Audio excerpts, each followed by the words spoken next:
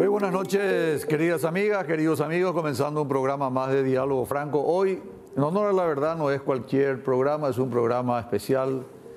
Primero tenemos finalmente cardenal en la República del Paraguay.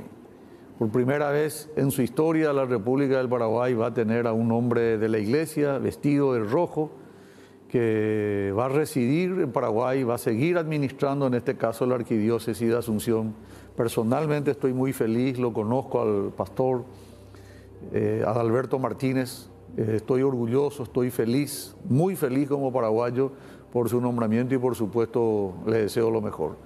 Es el último día de mayo y hoy está con nosotros una persona que ustedes toda la vida le vieron justamente en el lugar donde yo estoy. Y lo que son las cosas del destino. En este afán de ir sobresaliendo dentro del tema con muchas dificultades, me toca hoy a mí nada más ni nada menos que entrevistar a un experimentado, a probablemente el más connotado, el más seductor de los periodistas en los últimos años aquí en el Paraguay, el doctor Benjamín Fernández Bogado. Doctor Benjamín Fernández Bogado, ¿cómo estás? Buenas noches. Muy buenas noches para ti, Federico, y también para tu audiencia. Bueno, es un gran gusto volver a esta casa, que la conozco muy bien, a la que no volvía desde hace 11 años, cuando grabamos una serie sobre el proceso de los que construyeron la República del Paraguay. Fue para el Bicentenario. Para el Bicentenario. Y eso fue también un retorno después de casi 12 años, porque me fui de esta casa en agosto del año 1999. Tenés una memoria de elefante. Bueno, estuve viendo la serie, muy interesante la entrevista a grandes personalidades, claro, Eligio Ayala. El texto era de Eric Caballero, un gran historiador, basado en documentos reales, auténticos y fruto de una investigación. El material ha tenido un notable éxito que hasta ahora hay gente de escuelas y colegios que piden copias de las pocas que ya quedaron. Yo tengo el material. Qué bueno. Tengo el material, con todas las entrevistas. Extraordinario. Doctor Benjamín Fernández, en primer lugar, 60 minutos reloj, 48 minutos calendario, vos sabés cómo es esto, no necesito explicarte, así que comenzamos sin más preámbulo. Me siento realmente satisfecho, pletórico, te adelanto, no voy a cenar, porque estoy contento de que hayas vuelto a casa y que la gente te escuche. Te conozco personalmente como una persona con un mobiliario mental ordenado, sumamente locuaz y elocuente, lo cual no es habitual aquí en el Paraguay. Y nos gustaría a la audiencia y a mí escucharte un poco sobre algunas cuestiones. Cuando el constituyente de Benjamín Fernández, después de haber sido apresado por la dictadura astronista, después de haber sido vedado, de no habérsele permitido que aparezcan los canales en la radio, en fin, sin embargo el ciudadano Benjamín Fernández se convierte en constituyente. Mirando tu retrovisor, doctor, viendo el retrovisor, como constituyente, las instituciones que se crearon en esa Convención Nacional Constituyente que en estos días cumple 30 años, ¿cómo ves el resultado, por ejemplo, de instituciones como el Ministerio Público, la Contraloría, el Consejo de la Magistratura, el Tribunal Superior de Justicia Electoral? ¿Valió la pena? Toda experiencia de escribir un proyecto de cara hacia el futuro y en amplia libertad como fue la Constituyente de 1992 siempre termina siendo una cuestión muy grata para quienes han participado de dicho proceso.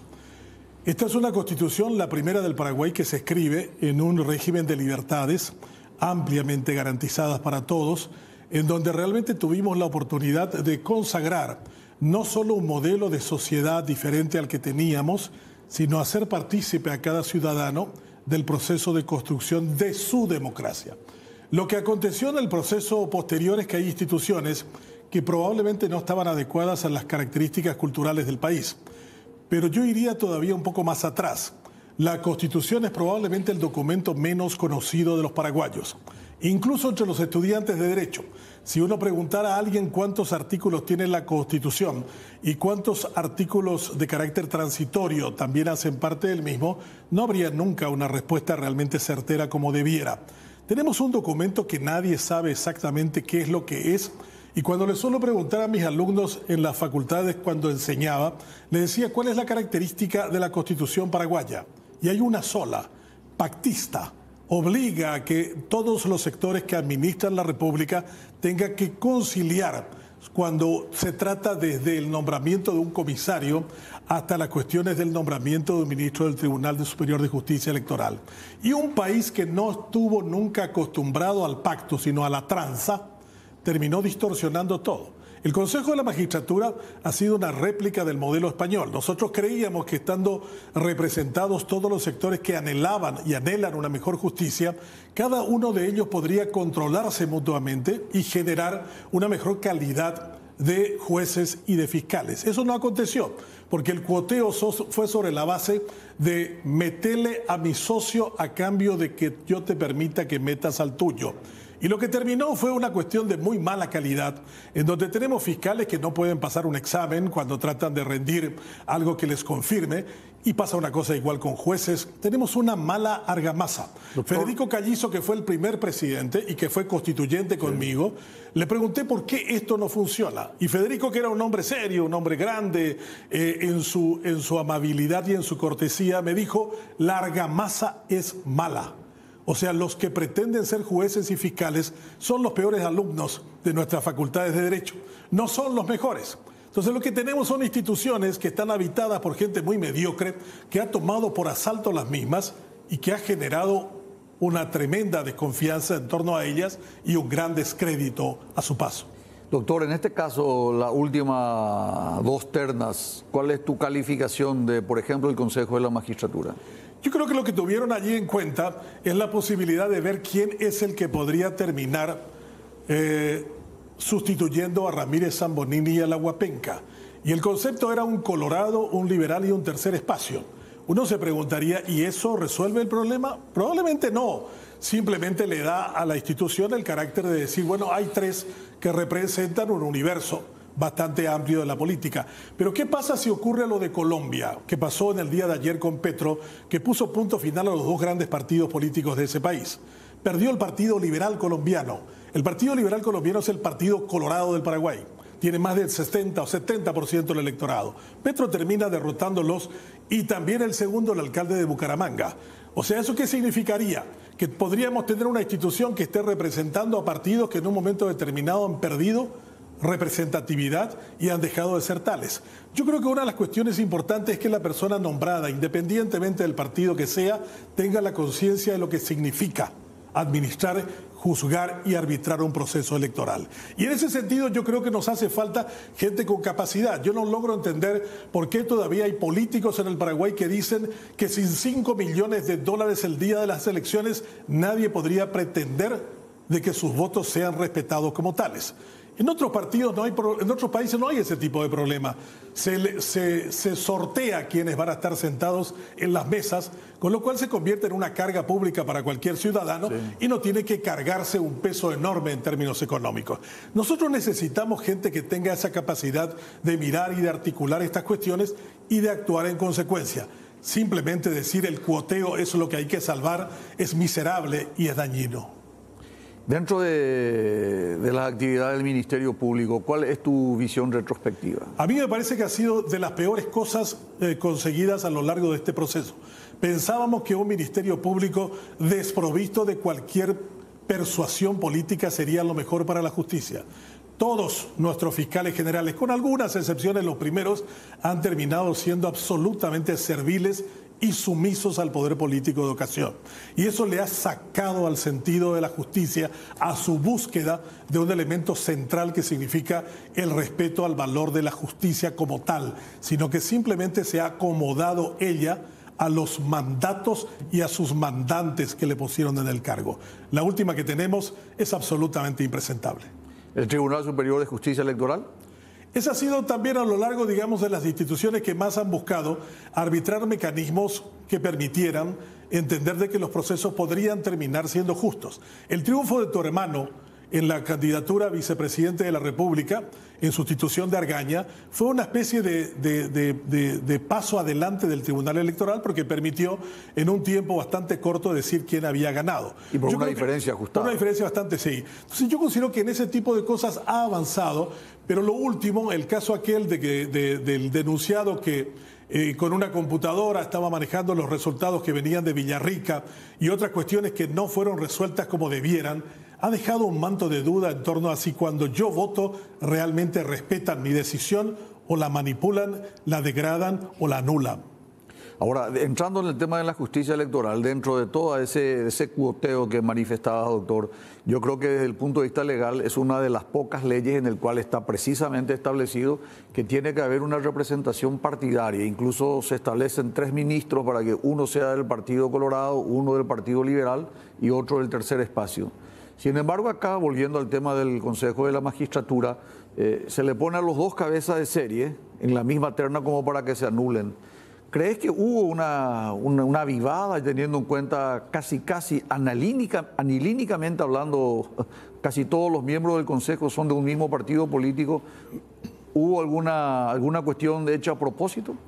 No descartaría. La historia del Consejo de la Magistratura y los nombramientos es de larga data acerca de quién le ponemos y a cambio de mi voto qué es lo que yo consigo cuando se trata de nombrar a alguien afín a mí. Un candidato a miembro del Consejo de la Magistratura representando a los abogados que llega a gastar una cifra tan millonaria como lo que gastó Bogarín para ser el representante de los abogados, uno diría, pero ¿cuál es la importancia que tienen estos lugares para este tipo de abogados? ¿Qué propósito tiene alguien que gaste una cifra millonaria para alcanzar ese lugar que no sea el manejar la justicia a gusto y antojo como acontece en muchos de los casos en el Paraguay? Finalmente, dentro del trabajo como constituyente, doctor Benjamín Fernández Bogado, tu participación más decisiva, sin lugar a dudas, fue en lo que guarda relación con la libertad de expresión, con la libertad de prensa. Has sido presidente del Sindicato de Periodistas del Paraguay, estuviste liderando no solamente a nivel local, sino a nivel internacional, curso de posgrado, representación. ¿Cuál es tu legado cuando la gente ve la Constitución? ¿Dónde visualiza la presencia no solamente grande físicamente de Benjamín Fernández Bogado, sino la presencia grande intelectualmente? Creo que cada uno cuando trabaja en un órgano colegiado es parte de un proceso. En ese momento había mucho interés en salvaguardar 2 libertades, la de expresión y de prensa, y yo diría con absoluto orgullo, la Constitución más garantista de ambas libertades en toda América es la Constitución paraguaya. Tiene garantías incluso al trabajo de los fotógrafos. Tiene inclusive garantías en torno a que nadie puede ser juzgado en función del conocimiento que tenga de un hecho a través de una fuente determinada. A mí me ha tocado fundar el Sindicato de Periodistas. No he sido secretario general ni una autoridad más que fundador en los periodos aciagos de la dictadura en el Paraguay.